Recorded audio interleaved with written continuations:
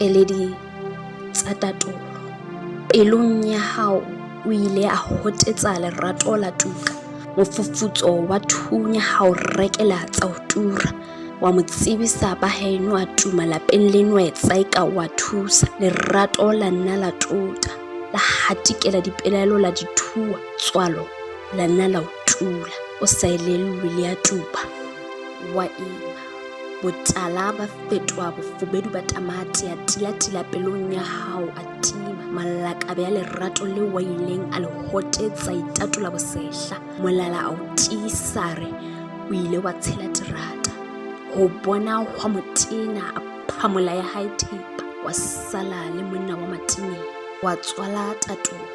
Bohloko pelong ho wena ba ata wa ota. Lehloyo ho ntate wa tatolo la o etela.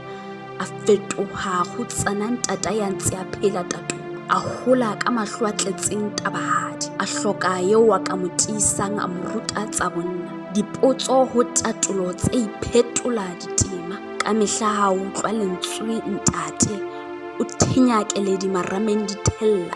Hoba wa hae ntate o iphethotse pinyane o timetse. Sello sa tsonyana ha se hlomo le phako. Dumela ntate wa tatolo.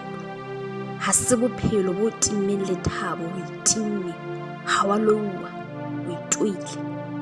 Katleho ya hao ke mohope o kakatletseng Keledi tsa tatolo.